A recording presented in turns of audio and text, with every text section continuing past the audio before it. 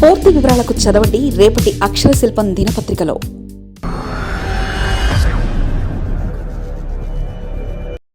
అనుకున్నది అనుకున్నట్టే జరిగితే చంద్రబాబు లెక్క కరెక్ట్గా వర్కౌట్.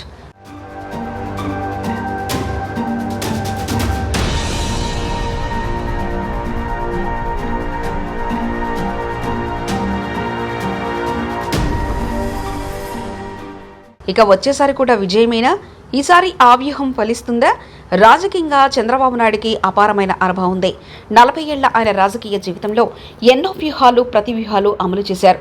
అయితే 2014 నుంచి ఆయన దాదాపుగా చాలా విషయాలు నేర్చుకున్నట్లే కనబడుతుంది. 2014 తర్వాత 5 ఏళ్లు అధికారులు ఉన్నప్పటికీ 2019లో ఆయన కొన్ని పనులు చేయలేక జగన్మోహన్ రెడ్డి వేవ్లో ఓడిపోయారు. మొత్తం మీద చూసుకుంటే టీడీపీ పార్టీ మళ్లీ అధికారంలో రావడానికి కూటమి సహాయం అవసరమైంది. ఈ నేపథ్యంలో చంద్రబాబు ఈసారి పక్కా అమలుగా కొన్ని ప్లాన్స్ చేసుకుంటున్నారని తెలుస్తుంది. ఆంధ్రప్రదేశ్ ముఖ్యమంత్రి చంద్రబాబు నాయుడు మళ్లీ అదే నినాదం అందుకున్నట్లు కనబడుతుంది. 2014లో చేసినట్లే ఆయన మరోసారి రిపీట్ చేసినట్లు కనబడుతుంది. అమరావతి, పోలవరం నామస్మరణతోనే ఆయన ముందుకు వెళ్లాలని నిర్ణయించుకున్నట్లు కనబడుతుంది. 2014లోనూ అదే స్ట్రాటజీతో ఆయన ముందుకు వెళ్లారు. ఈ రెండు పూర్తి కావాలంటే మరోసారి తనకు అధికారాన్ని ప్రజలు అప్పగిస్తారని భావించారు. 2019లో మాత్రం చంద్రబాబు నాయుడు వ్యూహం దెబ్బతింది. ఆయన ఆలోచనలకు అనుగుణంగా ప్రజలు లేరన్నది అర్థమైంది. మళ్లీ 2024 ఎన్నికల్లో గెలిచిన తర్వాత కూడా ఆ రెండు నినాదాలని అందుకున్నారు. అయితే ఈసారి అమరావతి, పోలవరం ప్రాజెక్టుకు తోడు కొత్తగా బనకచర్ల ప్రాజెక్టును తెరపైకి తీసుకొచ్చారంటున్నారు. పోలవరం ప్రాజెక్టు నిర్మాణమే పూర్తి కాలేదు.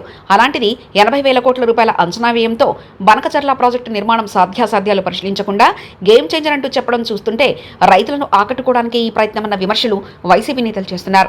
గతంలో ఎలాగైతే అమరావతి, పోలవరం పనులు పూర్తి చేయకుండానే దిగిపోయారో ఈసారి కూడా మళ్లీ ఇవి పూర్తి కావంటూ వైసీపీ సోషల్ మీడియాలో పోస్టింగ్లో విమర్శలు చేస్తున్నారు.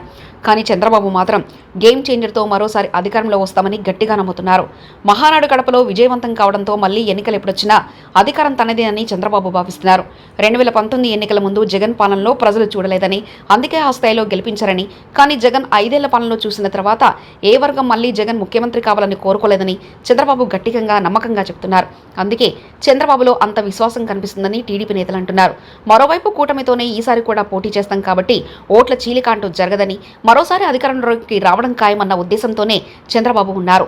టీడీపీ సీనియర్ నేతలు కూడా ఇదే తరహమైన అభిప్రాయం వ్యక్తం చేస్తున్నారు. ఇక రానున్న కాలంలో ఇచ్చిన హామీలను ఎటు అమలు చేస్తాం కాబట్టి ప్రజల్లో తొలి ఏడాది ఏదైనా అసంతృప్తి ఉన్నప్పటికీ అది తొలగిపోతుందని అంటున్నారు. జూన్ నెలలో అన్నదాత సుఖీభవ, తల్లికి వందనం పథకం అమలు చేస్తారు. ఆగస్టు 15వ తేదీన మహిళలకు ఉచిత బస్సు పథకాన్ని అమలు చేయనున్నారు. ఇక పథకాల అమలు క్యాలెండర్ను కూడా విడుదల చేస్తామని చెప్పడంతో చంద్రబాబు కొంత దూకుడుగానే వెళ్తున్నట్లు కనిపిస్తుంది. మరొక వైపు 4 ఏళ్ల ముందుగానే పెన్షన్ మొత్తాన్ని పెంచే ఆలోచన ఉందని చెప్పి వృద్ధులు, వితంతులు, దివ్యాంగుల వంటి వారిని ఆకట్టుకునే ప్రయత్నం చేశారు. దాదాపు 65 లక్షల మంది ఉండడంతో ఆ ఓటు బ్యాంకును సుస్థిరపరచుకునే ప్రయత్నం చేస్తున్నారు. మరి చంద్రబాబు ఆలోచనలు వర్కౌట్ అవుతాయా లేదా అనేది వేచి చూడాల్సిందే. మరిన్ని కథనాల కోసం సబ్స్క్రైబ్ చేసుకోండి మీ అక్షర శిల్పం. పూర్తి వివరాలకు చదవండి రేపటి అక్షర శిల్పం దినపత్రికలో.